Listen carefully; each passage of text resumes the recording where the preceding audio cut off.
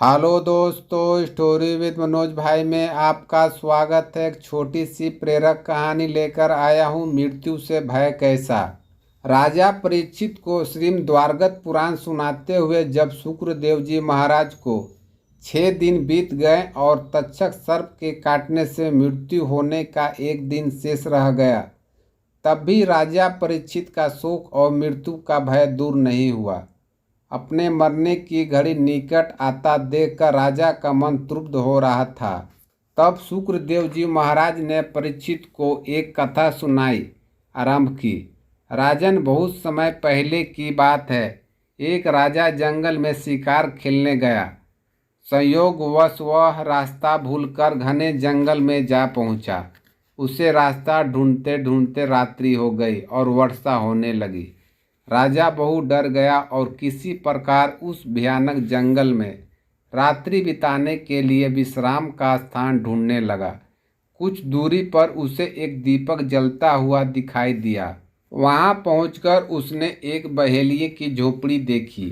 वह बहेलिया ज़्यादा चल फिर नहीं सकता था, इसीलिए झोपड़ी में ही एक ओर उसने मल मूत्र त्यागने का स्थान बना रखा था।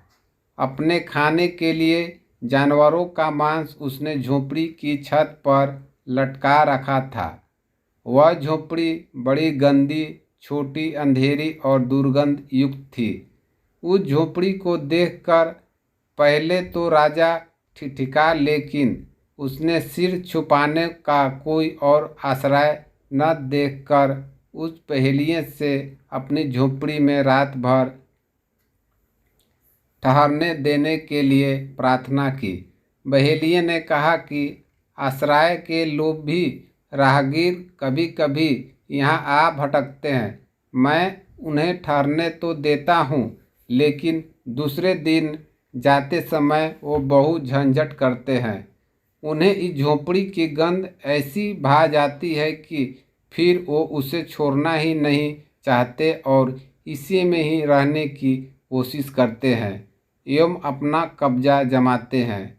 ऐसे झंझट में मैं कई बार पड़ चुका हूँ, इसलिए मैं अब किसी को भी यहाँ नहीं ठहरने देता।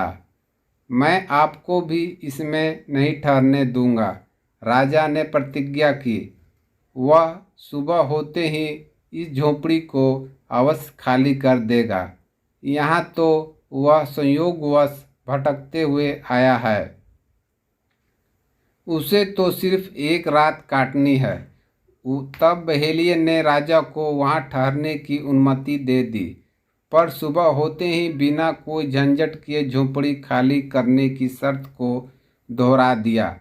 राजा रात भर एक कोने में पड़ा सोता रहा।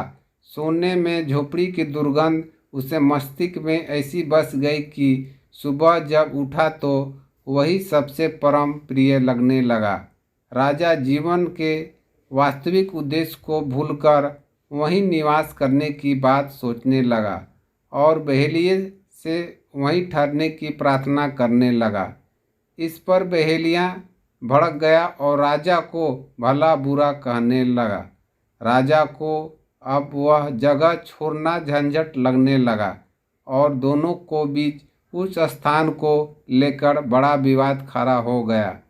कथा सुनकर शुक्रदेव जी महाराज ने परीक्षित से पूछा, परीक्षित बताओ, उस राजा का उस स्थान पर सदा के लिए रहने की झंझट करना उचित था?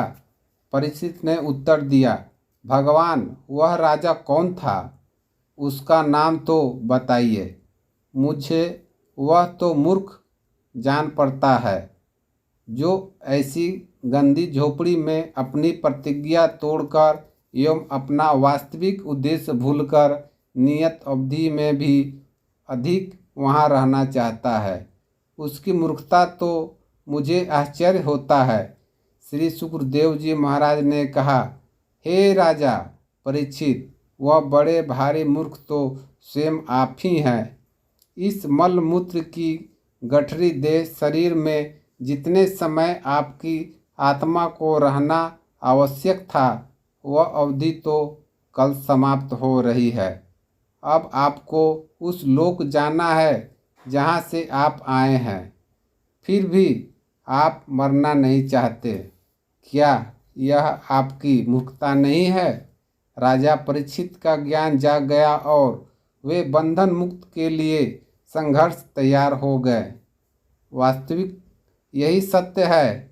जब एक जीव अपनी माँ की कोख से जन्म लेता है तो अपनी माँ की कोख के अंदर भगवान से प्रार्थना करता है कि हे भगवान, मुझे यहाँ इस कोख से मुक्त कीजिए, मैं आपका भजन सुमरिन करूँगा।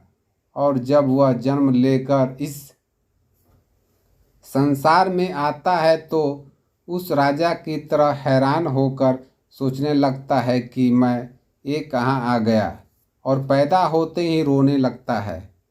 फिर धीरे धीरे उसे उस गंध भरी झोपड़ी की तरह यहाँ की खुशबू ऐसी भा जाती है कि वह अपना वास्तविक उद्देश्य भूलकर यहाँ से जाना ही नहीं चाहता है।